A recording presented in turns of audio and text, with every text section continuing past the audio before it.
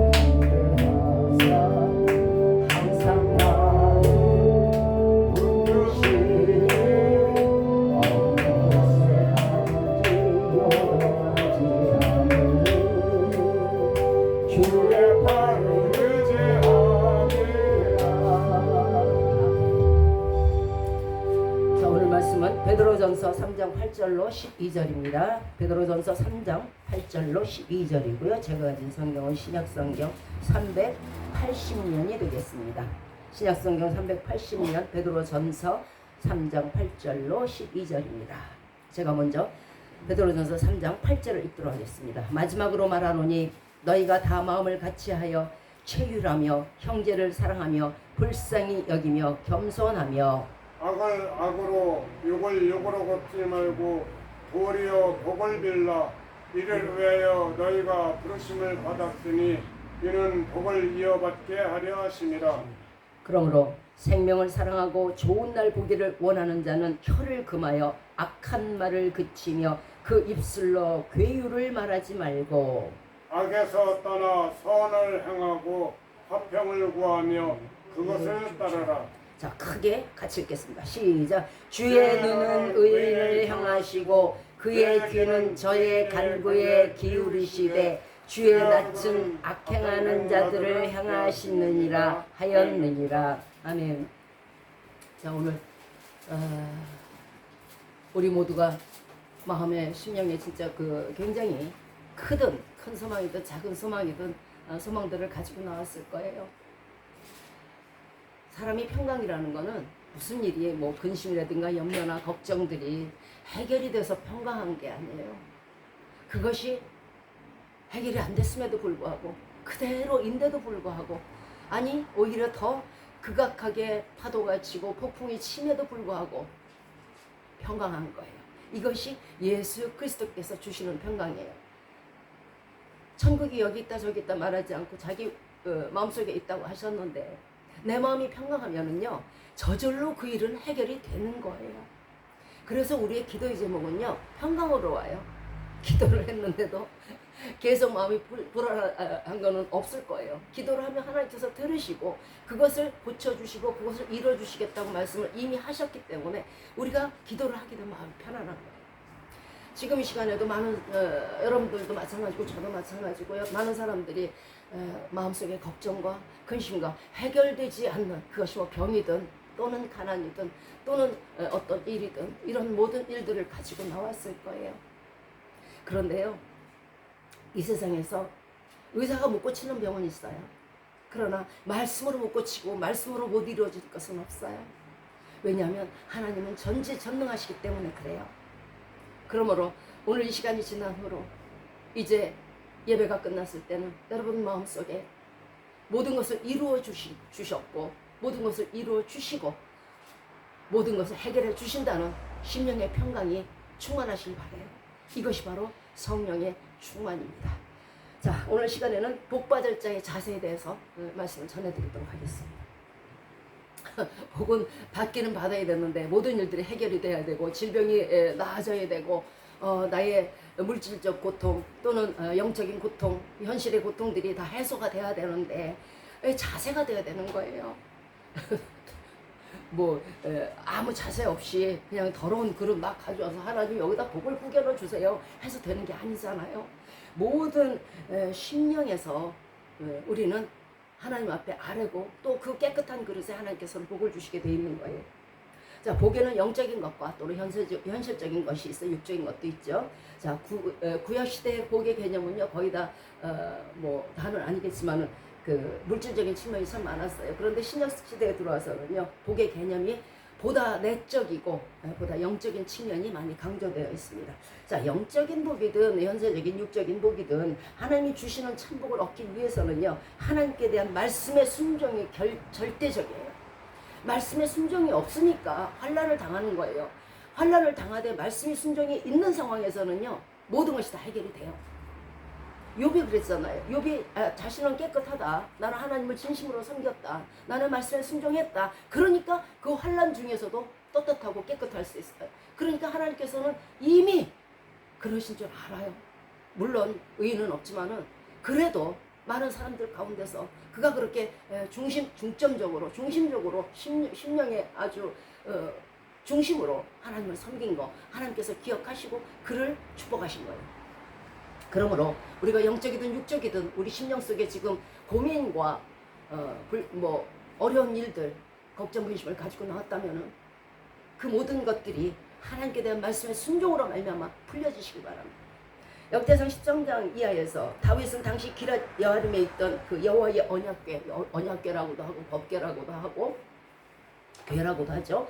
예루살렘의 다윗성으로, 자신의 성으로 옮기고자 했어요. 왜냐하면은 사울의 시대가 끝났고 이제 다윗 시대에서 하나님의 언약궤가 있으면 자신의 입지가, 정치적인 입지가 더욱더 견고해지기 때문에 아마 그랬을 것 같아요.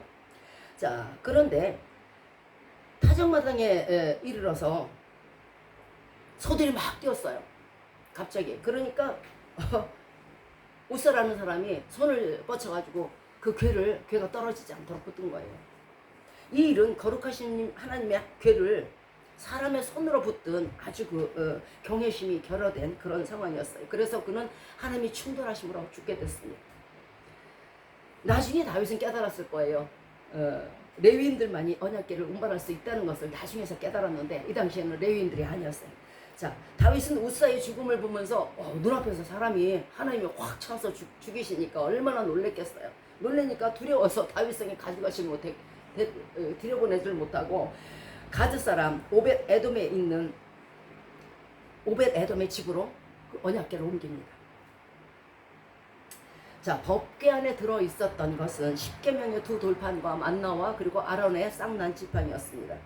하나님의 율법의 말씀과 그리고 하나님의 어떻게 광야에서 인도하시고 먹여주셨는지 만나를 넣었고 또 하나님께서 항상 인도하신다는 것을 기억하라고 만나를 넣으셨고 또 부름복 받은 자의 사역, 이 아론의 쌍난 지팡이는요, 사람들이 하도 아론의 권위에 대해서 자꾸만 걸고 넘어지니까 하나님께서 아론의 지팡이에 싹이 나게 하시면서 그에게 사역권을 주셨고 또 그 사역을 입증하신 거예요.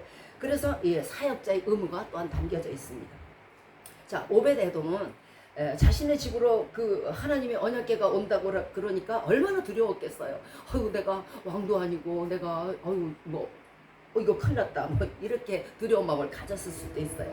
그런데 그 두려움 가운데도 하나님의 말씀이 내게 온다고 어머나 너무 기쁜 거예요, 오벳 에돔이. 그래서 오벳 에돔은 기쁨으로 법궤를 집 안으로 드리게 됐습니다. 자, 오벳 에돔은 율법의 두 돌판을 기뻐했고 또 만나를 기뻐했고 아론의 쌍난 지팡이 너무너무도 기뻐했어요. 이는 그가 율법과 계명들을 기뻐한다는 뜻이에요. 광야에서의 만나를 주시는 하나님의 인도와 보호, 그리고 그것을 기뻐했고 하나님의 권위와 사역자로서의 의무를 또한 기뻐하는 거예요. 우리는 그렇습니까? 말씀에 대한 순종은요, 그 순종의 모든 동기가 기쁨에서 나와야 돼요. 어거지로 하는 순종은요, 순종이 아니에요. 헌신과 봉사, 충성도 마찬가지예요. 모든 주의 일에는요, 기쁨을 가지고 해야 돼요. 나는 삶으로서 너무 힘들어. 나는 이 봉사가 너무 힘들어. 그것은 하나도 복이 되지를 못하기 때문에 그래요. 오벳 에돔처럼 기쁨으로 우리 집에 하나님의 말씀이 들어와 있어. 우리 집에 만나가 있어. 우리 집에 하나님의 언약궤가 있어. 하늘에서 떨어지는 티끌조차도, 교회 예배당에 있는 티끌조차도, 종이 한 장 휴지까지도 그것이 이뻐지고 그것이 아름다워지고 그것이 소중해야 되는 거예요. 자, 오벳 에돔이 기쁨으로 궤를 맞이한 것은 그가 순적히 언약궤를 집에 안치시킨 것만으로도 알 수가 있습니다. 자, 하나님의 궤가 오벳 에돔의 집에서 그의 가족들과 함께 석 달을 살았어요. 오벳 에돔의 집과 그 모든 소유에 하나님께서는 복을 주셨어요. 오벳 에돔에게는요 8명의 아들이 있었거든요. 근데 그 자손이 엄청 번성을 했어요. 시편 128편 3절과 4절에서 내 집, 내 실에 있는 내 아내는 결실한 포도나무 같으며 내 상에 둘린 자식은 어린 감람나무 같으리로다. 여호와를 경외하는 자는 이같이 복을 받는다고 말씀하셨어요. 여러분, 가정이 평안하고 가정이 복을 받고 싶으십니까? 하나님을 경외하시고 말씀을 기뻐하시고 말씀에 대한 순종을 기뻐하시기 바래요. 오벳 에돔은 자손이 번성하는 축복뿐만 아니라 그 자손들이요 보통 유능한 사람들이 아니에요. 아주 전부 다 능력자가 된 거예요. 자녀들이 능력받기를 원하세요. 자녀들이 가는 길이 형통하기를 원하시고 자녀들이 번성하고 자녀들이 축복받기를 원하세요. 하나님을 기뻐하시기 바래요. 오벳 에돔의 자손들은요 다 큰 용사였어요. 아주 용감한 용사들이고 능력 있는 사람들로서 하나님의 귀중한 거룩한 성전의 문지기를 맡게 됐어요. 시편 84편 10절에도 주의 궁정에서 한 날이 다른 곳에서 첫날보다 나은즉 악인의 장막의 거함보다 내 하나님 문지기로 있는 것이 좋사오니. 다윗은 이렇게 고백했잖아요. 하나님께 내려주는 것, 하나님께서 주시는 그 모든 것, 말씀이든 찬양이든 그 기도도 모든 것이 다 귀하고 귀하고 귀한 것이에요. 아, 귀하다 귀하다 귀하다 하고 받으면요 정말 그것으로 말미암아 여러분들은 귀하게 될 것이고 존귀케 될 것이에요. 무시하고 만홀히 여기니까 우리 자신도 무시당하고 만홀히 여김을 받게 되는 거거든요. 자, 우리는 말씀을 때로는 괴로워하고 기도를 괴로워해요. 맡기신 일도 괴로워하고 입도 벌리기 싫고 찬양하기도 싫고. 그런데 하나님의 복을 받기 위해서는요 오벳 에돔과 같이 기쁨으로 율법을 지키고 기쁨으로 하나님을 의지하고 기쁨으로 하나님의 권위를 주신 하나님을 찬송하고 그 직분을 기쁨으로 감당했을 때에 오벳 에돔의 집과 같이 여러분의 가정과 여러분의 자손이 복을 받는 거예요. 이것이 하나님의 말씀을 기뻐하고 순종하는 것, 이것이 복을 받을 사람의 자세인 것이에요. 신명기 28장 이하에서 순종에 따르는 축복과 불순종에 따르는 저주들이 아주 많이 적나라하게 나와 있습니다. 신명기 28장 1절에서 내가 내 하나님 여호와의 말씀을 삼가 듣고 내가 오늘날 내게 명하는 그 모든 명령을 지켜 행하면 내 하나님 여호와께서 너를 세계 모든 민족 위에 뛰어나게 하실 것이다. 또 이 모든 복이 내게 임하며 내게 미치리라 말씀하십니다. 여러분이 하나님의 말씀을 순종하고 기뻐하고 하나님을 경외하면요 세계 모든 민족에 뛰어나게 돼요. 절대로 거짓말이 아니에요. 절대로. 또 이 모든 복이 임한다 했는데 그 모든 복이 뭘까요? 이 모든 복이라는 것은요 너로 세계 열방 가운데 뛰어나게 하시며 토지나 성읍이나 가축이나 모든 우양이 복을 받고 자손이 복을 받고 대적들이 치러 왔다가 한 길로 치러 왔어요. 야, 대문을 열고 한 길로 치러 왔는데 공성태를 들고 치러 왔는데 7길로 도망을 가는 거예요. 7길이라는 건 완전하게 패배해서 나가는 걸 뜻해요. 가장 큰 복은요 너를 세워서 하나님의 성민이 되게 하신다는 거예요. 여러분에게 성도라는 이름을 주시고 영생을 주시고 천국을 주시겠다는 거예요. 이것이 가장 큰 복이에요. 이것이 하나님의 말씀을 순종하는 데서 오는 것이지 하나님의 말씀을 순종하지 아니하면서 절대로 말씀을 지키지 않으면서 나 예수 믿어 나 천국 백성이야 행함이 없는 믿음을 가지니까 죽어버리는 거예요. 성민은요 구약에서는 이스라엘 민족을 지칭할 때도 있지만은 신약에서는요 완전한 성도를 뜻해요.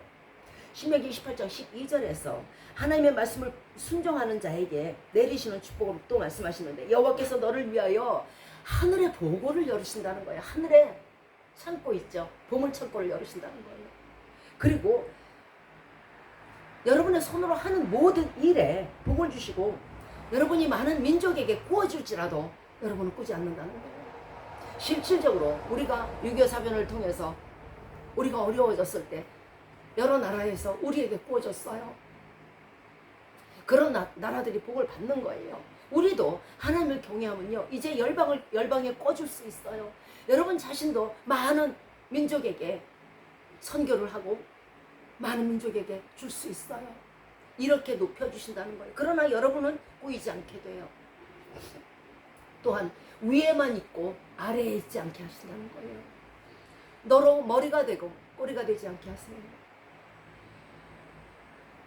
우리는 모두가 지금 말씀드린 모든 복들이 우리와 우리 자손에게 현재나 미래에 미치기를 원해요. 그렇죠? 여러분 마음의 소망이 그렇잖아요.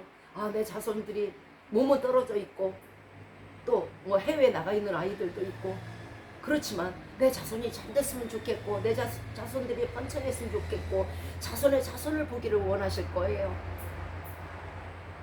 이 모든 복은요 주시려고 있는 거예요. 그래서 열거하신 거예요. 주시지 않을 복 같으면 여기에 신명기에 써놓질 않아요. 복받을 차세가 되면요 당연히 주어지는 거예요. 단 복받을 자세가 안 됐기 때문에 머리가 되고 열방에 으뜸이 되고 자손이 번창하고 자손이 축복을 얻고 형통하는 복이 이르지 않았던 것뿐이에요. 그러면 이제부터라도 우리가 복받을 자세가 된다 그러면 이 모든 복이 여러분과 여러분 가정에 여러분의 자손에 임하지 않겠습니까? 질병, 가난, 고통, 핍박 등에서 노연하는 복, 현재 위치에서 더 큰 축복을 얻는 길은요, 복을 구하는 자세가 아니라 말씀에 순종하면서 복을 구했을 때 그것이 진정한 복을 구하는 자세인 거예요. 하나님 주세요 주세요 주세요 기도만 하는 그 자세가 아니고 말씀에 순종하면서 달라고 하는 그것이 자세인 거예요. 순종이 없고 달라고만 한다 그러면 그거는 복받을 사람의 자세가 아닌 거예요. 복을 구하기 전에 먼저 말씀에 순종하는 삶을 살게 되면 복은 그 말씀의 순종에 따라서 얼마든지 스스로 당연히 오게 되어 있는 것이에요. 순서가 뒤바뀐 거예요. 말씀이 말씀을 증거한다는 사실을 아십니까?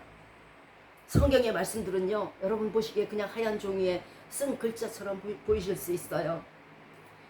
아, 이렇게 해라 저렇게 해라 그렇게 씌어진 도덕책이 아니에요. 성경은요, 같은 책으로 생각하시면요, 여기에서 100% 오산이 나와버려요. 요한복음 1장 14절에서 말씀이 육신이 되어 우리 가운데 거하심에 우리가 그 영광을 보니 은혜와 진리가 충만하더라고 말씀하셨어요. 이제는 예수님이, 그때는 육신이었죠. 직접 우리에게 성육신하셔서 오셨어요. 그러면 이제는 예수님이 영이 되셨어요. 그리고 영이 되셔서 우리 가운데 거하시는 거예요. 그러므로 우리의 모든 것을 다 아시고 계신다는 거예요. 시편 139편 2절 이하에서 주께서 나의 앉고 일어섬을 아시며 멀리서도 나의 생각을 통촉하시며 내 형의 말을 알지 못하는 것이 하나도 없으시다고 말씀하셨잖아요. 그거 왜 그래요? 하나님이 영으로서 우리 가운데 거하시기 때문에 아시는 거예요. 그러니까 하나도 알지 못하는 게 심중에 아주 작은 소리로 말한 것, 잠잠하게 말한 것, 생각조차도 다 알 수 있는 이유가 하나님이 영으로서 우리 가운데 거하시기 때문에 그래요. 예수님이 말씀이 육신이 되어서 듣고 보고 말씀하셨으니 이제 예수님이 영이 되셔서 이 말씀으로 듣고 보고 말씀하실 거 아닙니까? 히브리서 4장 12절에서 하나님의 말씀은 살았고 운동력이 있어서 좌우에 날선 어떤 검보다도 예리하여 혼과 영과 및 골수를 찔러 쪼개기까지 하며 또 마음의 생각과 뜻을 감찰한다고 말씀하셨어요. 이 성경의 말씀들이요, 살아있다는 거죠. 그 다음에는 운동력이 있다는 거예요. 이 말씀을 듣고 읽고 보고 읽고 행하는 순간 그것이 운동력이 되어서 그 말씀이 증거하시면서 그 말씀이 증거가 돼서 아, 얘가 이 말씀대로 살았습니다. 증거를 하신다는 거예요. 말씀을 증거해서 우리가 복을 받게 되는 거예요. 그러므로 하나도 말씀에 순종하지 않으면서, 이 성경 말씀에 순종하지 않으면서 복을 달라고 하는 것은 잘못된 것입니다. 악하고 게으른 종이 나와요. 악하고 게으른 종이란요, 이런 능력의 말씀을 무시하고 땅에 묻어버리는 거예요. 오늘 성경 말씀을 교회에서 읽었어. 그런데 월요일서부터 또 그렇게 살지 않아. 아니, 주일날 오후서부터는 그렇게 살지 않아. 아니, 예배당을 나가는 순간부터는 그렇게 살지 않아. 살아있는 말씀을 무시한다. 여러분도 살아있는 사람을 무시하면 어떻게 돼요? 죽은 사람도 무시하지 않고는 여러분도 무시받아요. 악하고 게으른 종이라는 것은요, 이런 능력의 말씀을 무시하고 땅에 묻어버리는 자요, 게으른 종이라는 것은요, 말씀대로 실행하면서 살지 않는 걸 뜻해요. 알면서 뚱 누워서 알어 누가 물어봤어. 내가 그렇게 하고 싶은데 육신이 영 말을 안 듣네. 내가 그렇게 하고 싶은데 내 영이 도저히 못 참겠네, 분해서. 이러고 있다는 거예요. 악하고 게으른 종. 말씀은 지키라고 있는 것이고 행하라고 있는 것이에요. 그리고 이 말씀은 살아서 우리 하는 모든 행동들을 보고 알고 계세요. 우리에게 필요한 말씀이니까 이 말씀을 주신 거예요, 오늘날. 또 여러분이 집에서 성경책을 읽을 때도 마찬가지예요. 필요하니까 이 말씀을 읽고 네가 그대로 행하면 살아. 네가 그대로 이 말씀을 읽고 행하면은 네 모든 일이 해결이 돼. 너 건강해질 수 있고, 너 가난에서 벗어날 수 있고, 너 지금 모든 걱정하는 문제도 해결받을 수 있어. 그래서 주시는 거란 말이에요. 그런데 쌍무시해요. 말씀이 말씀들로 증거하게끔 우리가 말씀대로 순종하면서 살아야 될 것이에요. 그러면 그 말씀이 우리에게 복이 될 것이요. 만약에 그렇게 하지 않는다면 불순종이 되는 것이고, 불순종은요 엄청난 하나님의 저주를 받아요. 우리가 말씀에 순종하든 순종하지 않았던 그 모든 것은요 살아있는 말씀들이 증거를 하실 거예요. 말씀을 우리에게 주셨을 때는 이것을 지키라고 주셨고, 또한 되돌려 받으시려고 주신 거거든요. 실행함으로, 우리가 지킴으로. 그런데 오질 않아. 너 오늘 이렇게 해서 누구를 용서해라 했는데 안 해. 그러면 이 말씀에 성령께서는 뭐야? 내가 쟤한테 그렇게 하면 복을 주려고 복을 들고 있는데 오는 게 없네? 실행한 게 없네? 그럼 그 복 어디로 가요? 안 주죠. 안 주죠. 성경에 무수한 말씀들이 있습니다만 그 말씀이 지켜졌을 때, 순종했을 때는 엄청난 복을 받을 거예요. 우리가 또한 말씀에 순종하지 않았다는 사실을 말씀은 알고 계세요. 그날에 또한 말씀으로 우리를 증거하실 거예요. 말씀이 살아서 운동력이 있기 때문에 그날에 쟤는 맨날 몇 시에 이 말씀을 지키지 않았어요. 쟤는 맨날 몇 시에 지켰어요.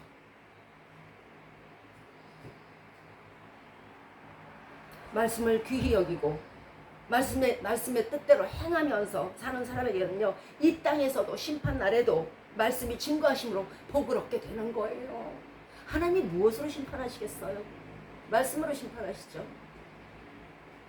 악한 자는 그 말씀대로 살지 않았기 때문에 거기에 걸려 넘어질 것이요, 말씀이 위에서 떨어져서 그 머리가 가루가 될 거예요. 그러므로 말씀에 대한 순종이 없다 그러면은 어떠한 복도 받을 생각을 하지 않는 것이 좋습니다. 또한 말씀에 대한 불순종은 엄청난 저주를 받아요. 온갖 질병과 재앙을 당하게 돼 있어요. 그것은 살아있는 말씀을 버렸으므로, 살아있는 말씀을 지켜줘야 될 말씀을 버렸는데 무엇으로 지키겠어요? 우리는 살아있잖아요. 살아있는 자가 소원하는 것은 그것이 없어지는, 해소가 되는, 해결이 되는 살아있는 말씀으로만 가능한 거예요. 죽은 막대기 갖고 그것이 해결이 안 돼요. 싸우고 다퉈도 해결이 안 돼요. 살아있고 능력있고 좌우의 날선 어떤 검보다 예리한 것으로 찔러야, 혼과 믿고 관절을 찔러야 그것이 해결이 되는 거예요. 그런데 그 살아있는 말씀을 무시하고서야, 그대로 행하지 않고야 무슨 복을 받겠습니까? 오지 않고, 행함이 오지 않고 자꾸 기다리게 하니 저주를 받을 수밖에 없는 거예요. 여러분 바람 맞고 기뻐요? 사무엘상 15장 23절에서 왕이 여호와의 말씀을 버렸으므로 여호와께서도 왕을 버려 왕이 되지 못하게 하셨나이다. 사울에 대한 말씀이에요. 우리도 살아있는 말씀을 무시하고 버리면요 사울처럼 왕같은 제사장이 될 수 없어요.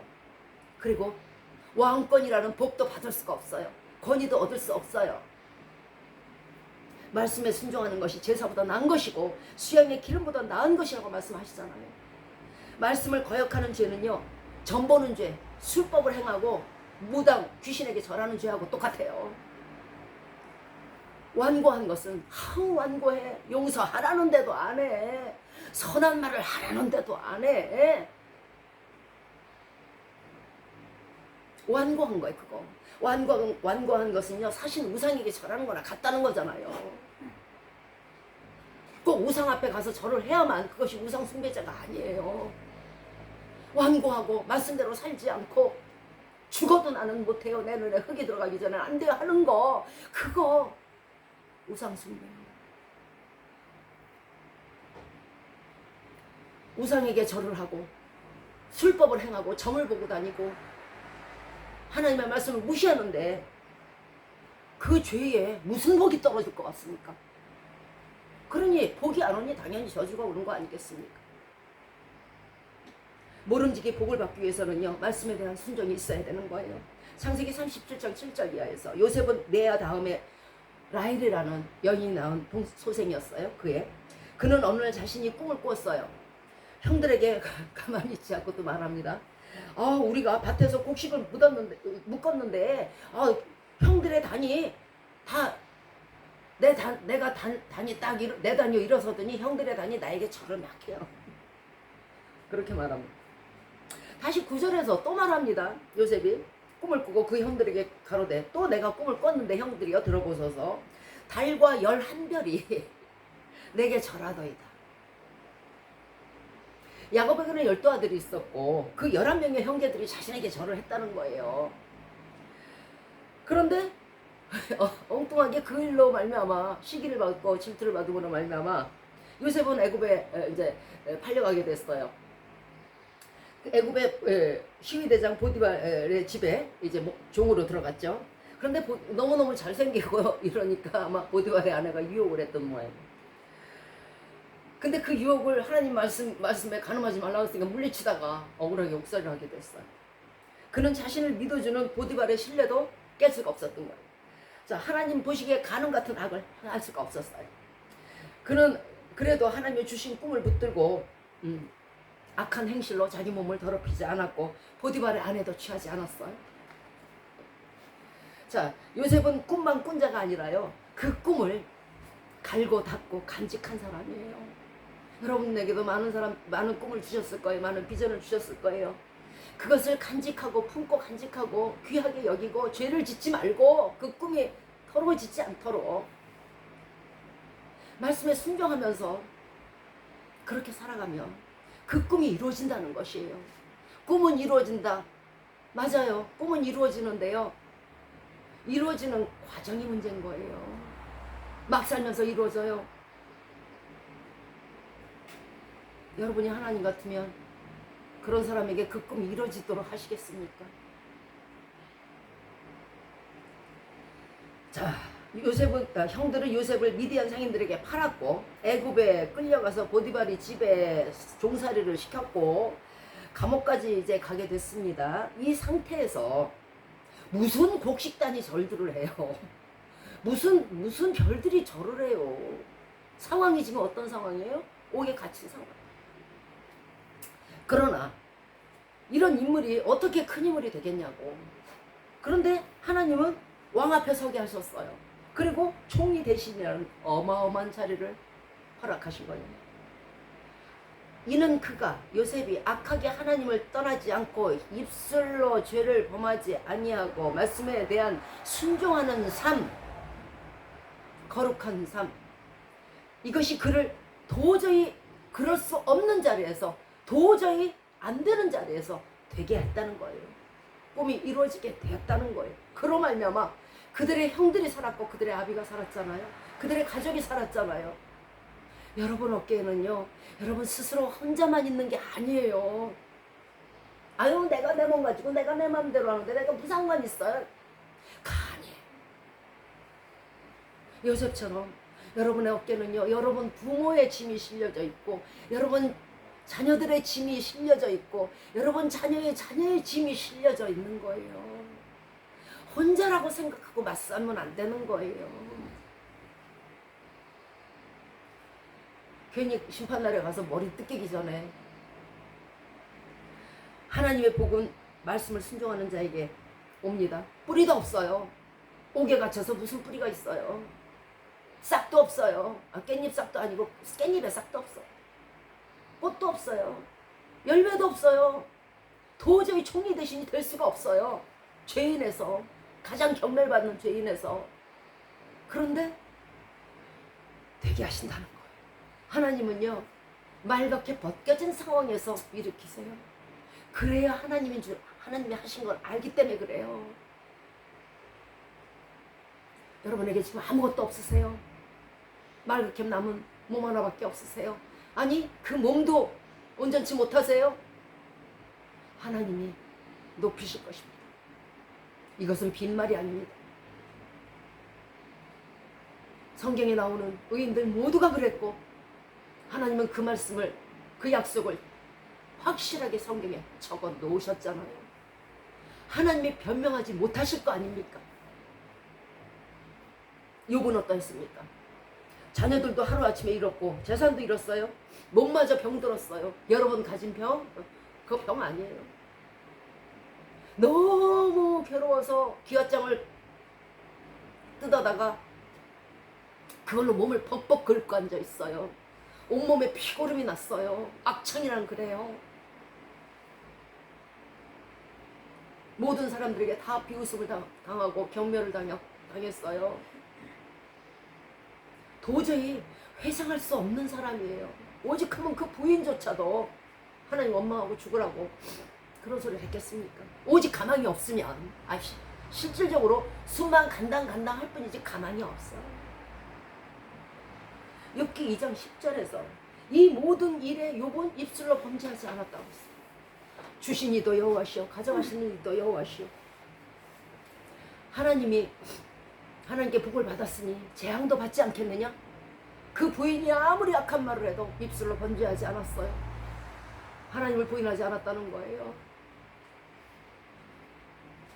뿌리도 싹도 없는 상태에서 욥은 말씀에 대한 순종과 순전한 믿음으로 말미암아 잃었던 모든 것에 대해서 갑절로 받았어요. 여러분이 있는 데서 받으면요 어떻게 됐을까요? 갑절이 아니고요 조금 더 받았겠죠. 아무것도 없는 데서요 하나님은 갑절로 주셨어요. 하나님은 이러시기를 기뻐해요. 왜 그럴까요? 그것은 하나님의 영광을 만천하에 드러나게 하기 위함이에요. 있는 데서 있는 거 줘봐야 하나님 영광 안 드러나요. 그런데 도저히 회생할 가망이 없어요. 그런 상황에서 일으켜 주셔야 하나님이 살리셨대. 하나님이 저 죽을 병을 고쳐주셨대. 하나님이 저 비루한 자가 세상의 왕이 됐대.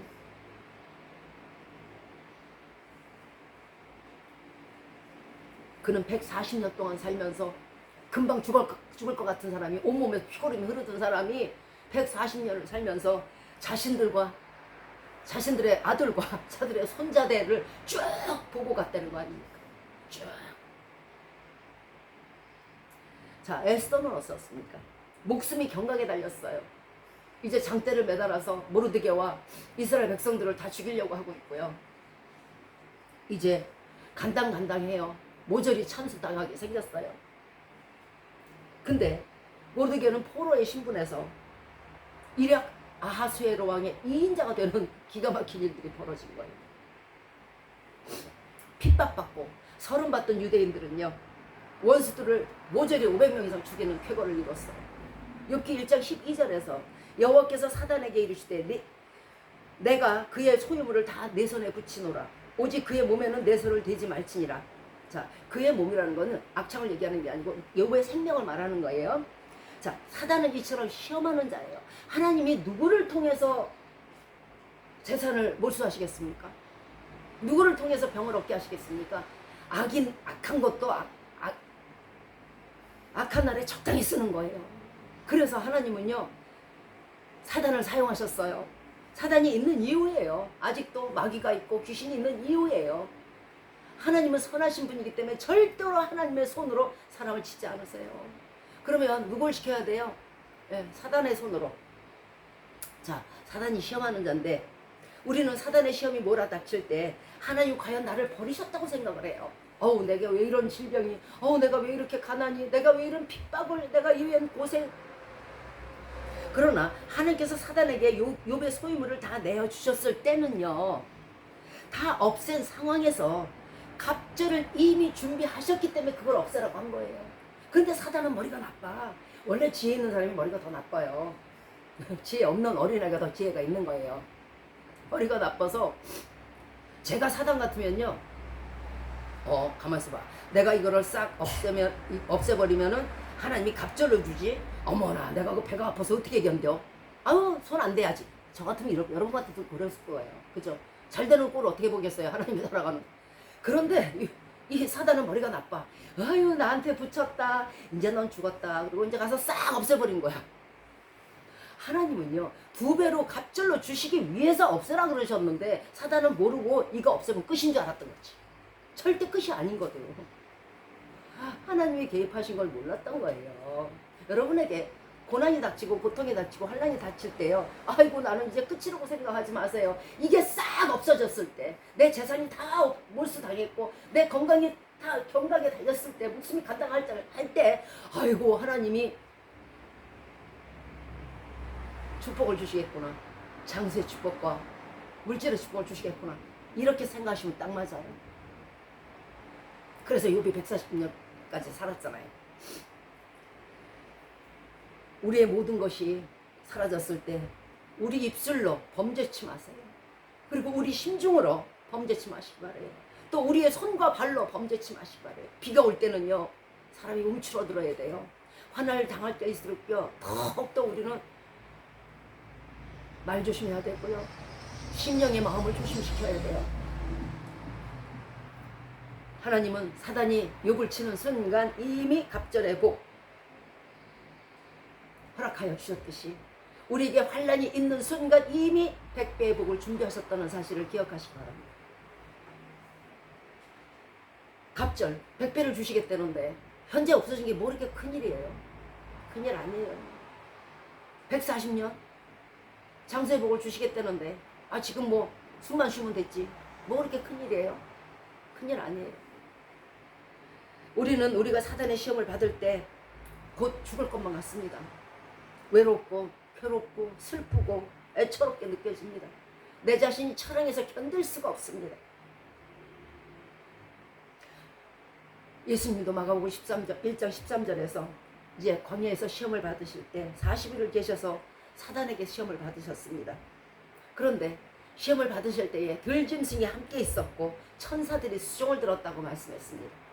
우리도 사단에게 수종받을 때 내가 혼자라고 애처롭고 괴롭고 외롭고 슬프다고 생각하지 마시기 바래요. 악한 들짐승이 여러분 곁에서 여러분을 해치지 못해요. 예수님이 인성으로 오신 예수님을 해치지 못했듯이 히브리서 1장 14절에서 모든 천사들은 부르는 영으로서 구원 얻을 후사들을 위하여 섬기라고 보내심이 아니뇨. 천사가 있는 까닭, 천사가 있는 목적, 천사가 하는 일이 그거예요. 뭐? 구원 얻을 후사, 즉 성도를 섬기라고 있는 거예요. 근데 와가지고 가만히 앉아 있겠어요? 섬기려면 들짐승도 쫓아주고, 그죠? 악한 것도 쫓아주고 해야 될 거 아니에요. 그들이 하는 일이에요. 절대 여러분 혼자가 아니에요. 외롭다고 느끼지 마세요. 처량하다고 생각하지 마세요. 여러분에게는요, 하나님이 보내신 천사들이 여러분을 수종 들고 있어요. 혼자 고난받는 게 아니라는 거예요. 그런데 그 천사들로 일르게 하지 마세요. 그러니까요, 천사들이 어린아이한테 항상 같이 있다 그랬잖아요. 그리고 하나님한테 이제 말한단 말이에요. 얘가요, 심중해요. 나를 하나님 왜 이렇게 하시지? 하나님 있는 거야 없는 거야 했어요. 이렇게 일르게 하지 말라고. 어떤 환난 때에도 여러분을, 천사들을 보내서 여러분을 수종하고 수호하게 하십니다. 성도의 축복은요, 그가 얼마나 진실로 하나님 말씀에 순종하는가에 따라서 그 양이 결정되는 거예요. 그래서 복이라는 게 30배, 60배, 100배가 있는 거예요. 그러나 순종을 꼭 복을 받기 위한 수단으로 생각하면 또 복을 받지 못해요. 아우, 내가 이걸 순종해갖고 일을 가는 거야. 이제 순종해갖고 나 복 받아야지. 이런 마음이 있으면 또 복을 못 받아요. 우리의 순종은요, 하나님께 대한 당연한 의무인 거예요.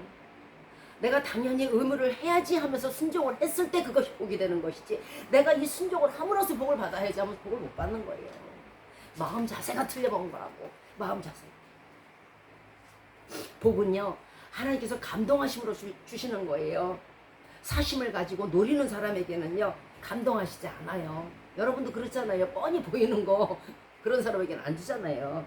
자, 그래서 복 받을 자의 자세가 중요한 거예요. 우리가 당연히 해야 하는 의무와 순종이지만 하나님은 좋으신 하나님이셔서 그 당연히 해야 되는 의무와 순종에 대한 복을 또 하신다는 거예요. 그 포상을 하신다는 거예요. 그래서 하나님은 어떤 하나님? 좋으신 하나님. 자, 오늘 본문으로 돌아가 보겠습니다. 우리는 영적이든 현세적이든 복 받기를 원하시죠? 본문에서 악을 악으로 욕을 욕으로 갚지 말고 도리어 복을 빌라고 말씀하셨어요. 이를 위하여 너희가 부르심을 입었다고 말씀하셨어요. 너희는 세상 사람과 다르다는 거예요. 너희는 소금이고 빛이라는 거예요. 그런데 똑같은 형광등빛이 되면 안 되잖아요. 하늘빛이. 우리에게 악하게 하는 사람 많죠. 네, 괴롭히는 사람, 무시하고 핍박하는 사람 많아요. 괴롭히는 사람 너무 많아요. 이런 사람들은요, 우리로 복을 받게 하는 원천인 거예요. 만약에 이런 사람들이 없다면요, 여러분 복 받지 못해요. 근거가 있어야 복이 오는 거잖아요. 그런데 그 사람들은요, 그 복을 제공하는 사람들이에요. 보세요. 바로가 있기 때문에 모세가 있는 거잖아요. 바로가 없으면 모세 없잖아요. 그럼 모세가 어떻게 높아지겠어요? 그러니까 바로가 복의 원천인 거죠. 여러분에게 핍박하는 사람, 저주하는 사람 있으세요? 여러분에게 육신적 고통이 있고 영적 고통이 있으세요? 그로 말미암아 복을 얻는다는 거예요. 왜냐하면 욕을 욕으로 갚지 않는 말씀에 순종함으로 말미암아, 악을 악으로 갚지 않는 말씀에 순종함으로 말미암아 복을 얻는 거예요. 그래서 실행해야 되는 거예요. 하나님의 복이란 것은요, 받을 만한 자세가 되어 있어야 하는 것이기 때문입니다. 받을 만한 자세가 안 됐어. 욕을 욕으로 다 갚아버렸어. 악을 악으로 다 싸웠어. 뭐 머리 뜯고 뭐 다 부시고 뭐 다 했어. 꼭 주시겠어요? 안 주시는 거 당연한 거잖아요. 그런데 욕을 욕으로 갚지 않고 오히려 그를 위해서 축복하고 그를 칭찬해. 그의 좋은 점을 얘기하고 사람들에게 그를 칭찬하고 다니고, 뒤돌아서서 흉보고 비방하지 않고 말마다 비꼬지 않고, 오히려 칭찬하고 다녀. 자기를 핍박하는 사람을. 욕을 욕으로 갚지 않고 악을 악으로 갚지 않으니까 뭐가 남아요? 선이 남잖아요. 선이 남았으면 뭐가 와요? 선이 남았으면 선한 것에 대한 상이 있을 거 아니에요. 우리도 무슨 글짓기를 잘하면 거기에 대한 글짓기 상이 있고, 미술을 잘하면 미술에 대한 상이 있을 거 아니에요.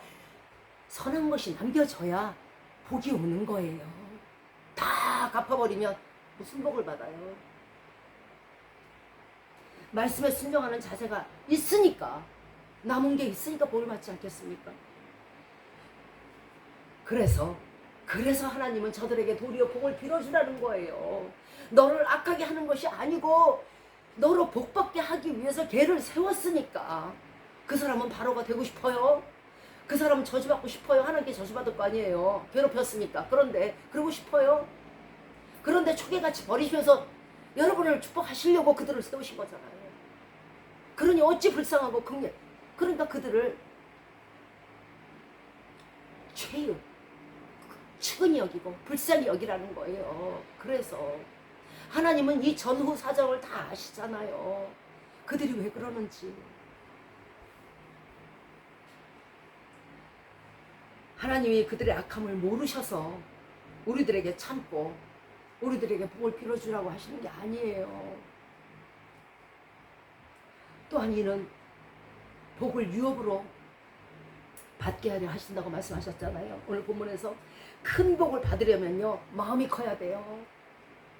큰 그릇에 큰 복이 떨어지지 않겠어요? 좁쌀만 해갖고 무슨 복을 받아요? 좁쌀만한 복 받겠지. 자, 또한 기이한 복을 받으려면 도저히 회생 가망이 없는데, 싹도 없고 뿌리도 없는데 거기에서 복을 받으려면 기이한 복이거든요. 이 복이 어디서 왔지? 기이해. 기이한 복을 받으려면요, 기이한 순종을 해야 되는 거예요.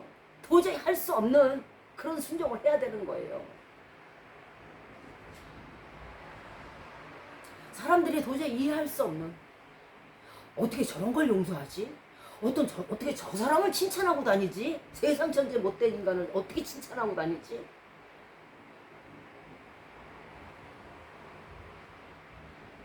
오른쪽 뺨을 맞으면 왼쪽 뺨을 돌려댈 때 우리는 뭐라고 생각해요? 저 사람 참 기이하네. 한쪽 뺨 맞았으면 한쪽 뺨 때리는 게 정상적인데 어떻게 이쪽 뺨까지 돌려대지? 이게 기이한 순종인 거예요. 욕이 나왔으면 욕으로 갚아야 되는데 어떻게 칭찬하고 어떻게 복을 빌어주고 어떻게 축복을 하지? 어떻게 불쌍히 여기지? 이게 기이한 복인 거예요. 거기에서 나오는 것이. 오른편 뺨 맞고 왼편 뺨 때려버리면 남는 거 없어요. 왜 오른편 뺨을 맞았는데 왼편까지 돌려댈까요? 한 대 맞은 복은 하나로 그칠 것이요, 두 대 맞은 복은 억울함이 두 개니까 두 배가 될 거 아니에요. 한 명에게 당한 것은 한 배를 받겠지만 1000명에게 모욕당하고 1000명에게 핍박당한 것은요 1000배를 받을 거예요. 그래서 우리가 하나님을 예수님을 전할 때에 오랫동안 전도를 하라는 이유가 그래서 있어요. 많은 사람에게 하라는 이유가 그래서 있는 거예요. 그들이 다 우리를 옹호한 줄 아세요? 천명의 핍박을 받고 천명에게 미친 사람 소리를 들었으면요, 우리의 지혜는 1000배로 높아지는 거예요. 이해가 가세요? 천국도요, 복을 남겨야 가는 곳이에요. 한 일이 없는데 뭔 복을 받. 우리는 세상에서 악한 자가 잘 되고 선한 자가 가난하고 안 된다고 말해요. 그거는 세상이 악하니까 당연한 거죠. 개천에서 무슨 장미꽃 펴요? 그러나 하나님의 공의에는 실수가 없는 것을 기억해 주시기 바래요. 데살로니가후서 1장 6절에 너희로 환난 받게 하는 자들에게는 환난으로 갚으시고 환난 받는 너희에게는 안식으로 갚으시는 것이 하나님의 공의다. 세상 공의와 달라요. 세상의 불법과 달라요. 악을 악으로 욕을 욕으로 갚지 말라는 말씀은 하나님이 대신 보응해 주시기 때문에 그래요. 도저히 그럴 수 없는 사람에게 칭찬하고 마지못해 칭찬하는 게 아니고 기도해 주는 것이 여러분이 30배, 100배의 복을 받을 수 있는 축복의 길이에요. 또 그 영혼을 얼만큼 사랑하느냐에 따라서 복의 양이 달라질 것이에요. 진정한 말씀의 순종이라는 것은요, 순종할 만해서 순종하는 건 순종이 아니에요. 내가 좋아서 하는 거, 내가 하고 싶어서 막 나는 음악이 재질 있어, 그게 순종이 아니고요. 정말 괴로운데, 정말 못하겠는데, 정말 하기 힘든데, 정말 안 되는데 하는 게 순종이란 말이에요. 도저히 기도가 안 돼. 입이 안 떨어져 찬양을 못하겠어. 성경 읽은 마음 추워도 없어. 그런데 하는 거, 그게 순종이에요. 도저히 할 수 없는 것을 하는 것이 순종이고요. 순종할 만한 것을 하는 것은요, 당연한 것이에요. 예수님은 자신을 십자가에 못 박는 사람들을 위해서 변호하셨고 용서를 빌어주셨어요. 지금 그 영광의 자리는요, 도저히 용서할 수 없는 우리들을, 죄인들을 용서하셨기 때문에 있는 거예요. 우리도 복을 받게 하시려고 하나님은 악한 자를 지금도 남겨두셨어요. 욥에게 사단을 허용하셨듯이, 모르드게에게 하만을 허용하셨듯이, 요셉에게 보디발의 아내를 붙이셨듯이 우리로 복을 받게 하는 원천이 되게 하려고 악한 자를 붙이신 거란 말이에요. 그러면 그들은 저주를 받을 텐데 어찌 불쌍하지 않겠어요? 어찌 최율하게 여기지 못하겠습니까? 예수 믿는 자든 안 믿는 자든 우리는 모두가 이 땅에서 영의 배에, 우리 모두는 배가 있어요. 육신의 배도 있겠지만 영의 배가 있어요. 거기에 잉태한 임산부예요. 우리가 악을 잉태했으면요, 심판대 앞에서 악을 토해낼 것이고요, 출산날은 심판날이거든요. 우리가 선을 행했으면요, 아름다운 아기를 낳을 거예요. 그래서 좋은 날 보기를 원한다면 좋은 날이 뭐예요? 심판대에서 천국 가는 날이 가장 좋은 날이에요. 생명을 사랑해서, 내 가진 부활의 생명, 내 가진 영생의 생명을 사랑해서 그 생명을 제발 더럽히지 마세요. 그리고 그것을 보존하시고 영생의 복을 받으셔야 될 거 아니에요. 거듭남이라는 건 구체적으로요, 어린아이 같이 미움도 시기도 질투도 탐욕도 없는 것이 거듭남이에요. 뭐 거듭남이 이렇게 거창한 게 아니에요. 악을 악으로 갚는다는 것은요, 저주를 의미하잖아요. 그렇죠? 그럼 욕을 욕으로 갚는다는 것은 뭐예요? 미움이잖아요. 그런데 이 거듭나지 못한 자가 어떻게 천국 가요? 거듭나지 않은 자는 천국 못 간다고 말씀하셨잖아요. 우리는 우리의 예배드림, 물질드림 또는 기도 찬양드림과 봉사와 헌신, 찬양, 이 모든 것을 기억하면서 천국에 갈 거라고 생각해요. 그죠? 내가 예배드렸고 내가 뭐 했으니까 나 천국 보내주실 거야. 그러나 이 선한 것들을 잡아먹는 것이 있어요. 상쇄시키는 것이 있으니 그것이 바로 말씀대로 순종하지 않는 죄라는 거예요. 욕을 욕으로 갚은 죄라는 거예요. 악을 악으로 갚은 죄라는 거예요. 왜 그들에게 칭찬하지 않았냐? 말씀을 실행하지 않은 죄라는 거예요. 순종하지 않은 죄라는 거예요. 예수님은요, 예수님을 믿어서 천국 가는 것이 아니고 예수님의 말씀대로 행해야 가는 것이에요. 오늘 본문 말씀처럼 생명을 사랑하고 좋은 날 보기를 원하는 자는 악한 말을 금해야 할 것이고, 입술로 단물, 쓴물을 한꺼번에 뱉으면 안 되는 거예요. 그러면 미지근해서 하나님의 토하여 내치세요. 모든 가르침과 반대되는 악에서 떠나고 하나님과 사람에게 화평을 구해야 될 것이에요. 하늘을 우러러 구름 한 점이 없어야 돼요. 원수진 것이 없어야 되고요. 아우 난 저 사람 싫어가 없어야 돼요. 만일 예수님의 말씀대로 살지 않은 임산부라면 온갖 더러운 것을 하나님의 심판대 앞에 토해낼 거예요. 그 얼마나 수치스럽습니까? 세상에 수치도 있고요. 창피도 있고요. 망신도 있어요. 그런데요. 제일 창피하고 망신스러운 게 뭔지 아십니까? 온 천하 사람들이 보는 가운데서 과거와 현재 모든 사람들이 보는 가운데서 자신의 더러운 죄가 드러나서 영원한 지옥에 가는 것이 최고로 영원한 수치요. 최고로 영원한 망신이에요. 세상에는 자기 복을 자기가 발로 차는 사람들이 있어요. 많아요. 바로 욕을 욕으로 갚는 사람들이에요. 악을 악으로 갚는 자예요. 자, 여기에서 조금만 참았으면 오히려 그들을 칭찬하고 그들에게 복을 빌어줬으면 그것이 복이 됐을 텐데 욕을 욕으로 갚았어. 악을 악으로 갚았어. 그럼 자기 복을 발로 찬 것이 되는 거죠. 많아요. 의외로. 참는 자에게 복이 있다고 말씀하셨는데 같이 싸우고 같이 다투고 미워하고 정죄했는데 판단하고 시기하고 이런 사람들 용서하고 관용을 베풀고 오히려 저들을 칭찬했으면 그 뿔을 더 높여주셨을 텐데 이 바보같이 복을 주시려고 그런 사람을 붙였는데 거기에다 홀라당 넘어가가지고 같이 욕하고 같이 악을 행해요. 자기 복을 발로 찼어. 그 복이 어디로 갔을까? 당한 사람에게 가는 거예요. 그렇게 미워하는 사람에게 가는 거예요. 왜냐면요.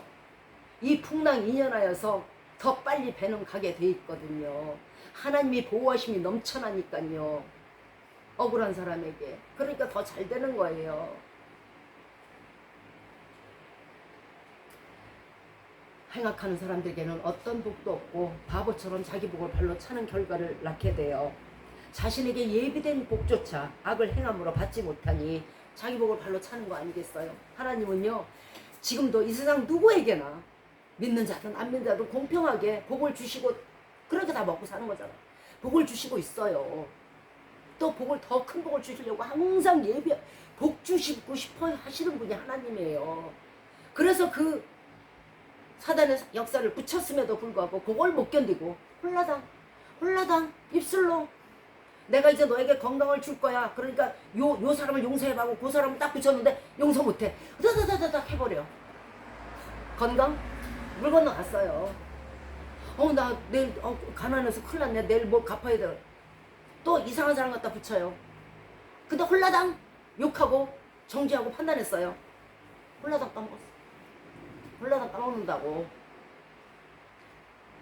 여러분에게 원하지 않는 시점에 무엇인가 핍박이 올 때는 아이고야 요거 복 주려고 오시는 거야. 오히려 고마워해야지. 그러니까 칭찬하라는 거잖아. 홀라당 까먹지 말고. 복이라는 것은요. 본문에 말씀하셨듯이 유업이에요. 유업이라는 건요. 끼칠 유의 업업자예요. 그러면 창세기 28장 4절에서 아브라함에게 허락하신 복을 너와 내 자손에게 주사 아브라함에게 주신 땅 곧 너의 우거하는 지금 살고 있는 그 땅을 유업으로 받게 하시기 원하. 하나님의 복은요. 이어지는 복이에요. 길길이 이어진다고. 딱 자기 데서 끊어지는 복이 아니에요.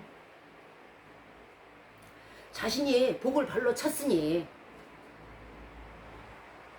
자신의 자손은 어떻게 할 거야? 여러분의 자손은 어떻게 할 거야? 뭔 복을 남겨야지. 자손이 아플 때, 자손이 어려울 때, 자녀들이 힘들 때 줄 거 아니에요. 줄 게 없어요. 홀라당 입술로 다 까먹었어요. 본문 12절에서 주의 눈은 의인을 향하고 그의 귀는 저의 간구에 기울이신다고 말씀하셨어요. 그냥 듣고 계시는 게 아니에요. 와서 해결해 주시고 복을 주세요. 그러나 주의 낯은 악행하는 자를 언제 내 화살을 준비해서 너 쏠 거야 하고 그들을 향해 계시는 거예요. 그러니까 우리가 보호하면 안 되는 거예요. 하나님은 위로자시고 또한 보호자세요. 하나님의 위로하시는 것은요. 위로로 그치는 게 아니야. 시컨 당했어. 그런데 그를 용서했어. 핍박하는 자를 위해서 기도했어. 그런데 하나님이 오셨어. 위로의 하나님이 오셔서 우리를 위로하셨어. 그래, 아유 잘 참았다, 얘 잘 있어 하고 가는 게 아니라고. 위로의 하나님은요, 말씀만 위로하고 가는 게 아니고 복을 가지고 오시는 거예요. 그래야 그가 기뻐하는 걸 아시기 때문에 그래요. 그러면 애를 낳고 나면, 아이를 생산하고 나면 아픔의 고통을 잊어버리는 것과 마찬가지예요. 무엇인가 손에 들려져 있으면 고통을 잊을 거 아니에요? 무엇인가 내가 고민하던 것이 해결이 되면 핍박받은 고통이 사라질 거 아니에요? 그래서 그 모든 것을 해결해 주시고자 위로자의 하나님이 오시는 거예요. 그냥 오시지 않고 수많은 선물과 수많은 기업들을 들고 오신단 말이에요. 다윗에게 하셨던 것처럼 습적을 헤매서 숨어서 다니던 사람에게 높이 드시고 반석이 되게 하시고 그 뿔을 높여주시잖아요. 그러므로 행악하는 자들은요, 자신이 입으로 말하지는 않지만 이 말과 똑같을 거예요. 우리를 해하는 자들의 마음에는요, 당신은 하나님의 위로로 축복받으시고 당신의 뿔이 높아지세요. 나는 이렇게 악을 행함으로 하나님의 저주를 받을 거예요. 이렇게 말할 거예요. 그러니 불쌍하지 않겠습니까? 욕을 욕으로 악을 악으로 맞받아 치면 하나님의 구원 사역을 방해하는 것이 돼요. 같이 싸웠는데 무슨 전도를 할 거예요? 어떻게 전화할 거예요? 나 교회 다니는데 너도 교회 다녀. 어떻게 할 건데? 너나 잘해요. 전도 사역에 방해를 한다는 건요, 하나님이 무엇을 원하시는 거예요? 모든 사람이 구원 얻기를 원하시는 게 하나님의 마음이에요. 넓으신 마음이란 말이에요. 그거를 흠을 내면 안 되는 거죠. 한 명이라도. 우리 그냥 이렇게 만나는 사람들, 인연 있는 사람들 그냥 주신 게 아니에요. 우리에게 맡겨주신 거라고요. 우리가 아프리카 가서 그 사람을 만날 수 없잖아요. 여기에서 여러분에게 만나게 하시고 여러분에게 인연의 끈이 닿게 하신 그 모든 사람들은 얘 영혼을 네가 구원의 길로 이끌어라 하고 보내시는 거란 말이에요. 그런데 같이 싸우고 같이 욕해버렸는데 뭘 어떻게 할 거야. 그 영혼 망쳤지. 살리지를 못하면 좀 죽이고 있어요. 그러면 연자맷돌 돼요. 마태복음 5장 39절 이하에서 나는 너에게 이르노니 악한 자를 대적하지 말라. 누구든지 내 오른편 뺨을 때리거든 왼편을 돌려대며 원수를 사랑하며 너희를 핍박하는 자를 위하여 기도하라. 이같이 한즉 하늘에 계신 너의 아버지의 아들이 되리니. 아들이 되는 길이에요. 아들이 돼야 천국 가서 영원히 살고 하나님과 함께 살 거 아니에요. 그런데 한쪽 뺨 때렸는데 같이 되도록 때렸어요. 그럼 하나님의 아들이 못 되는 거잖아요. 그죠? 원수를 미워했어요. 그럼 하나님의 아들이 못 되는 거잖아요. 하나님의 아들이 못 되면 천국 못 가는 거잖아요. 천국 못 가면 영생 못 하는 거잖아요. 아유, 간단하지. 자, 말씀을 마치도록 하겠습니다. 오늘 말씀에 대한 순종은 우리로 홍수 같은 환난 가운데라도, 홍수 같은 재앙 가운데라도 말씀에 대한 순종은 욥처럼, 요셉처럼, 에스더처럼 기이한 축복을 얻게 되는 것입니다. 우리 모두 모든 사람을 선대하시고 칭찬하시고 악을 악으로 갚지 마시고 악을 선으로 갚으며 오늘 말씀에 대한 순종하심으로 소망하는 여러분의 영과 육의 축복을, 아니 복의 복을 더 받으시는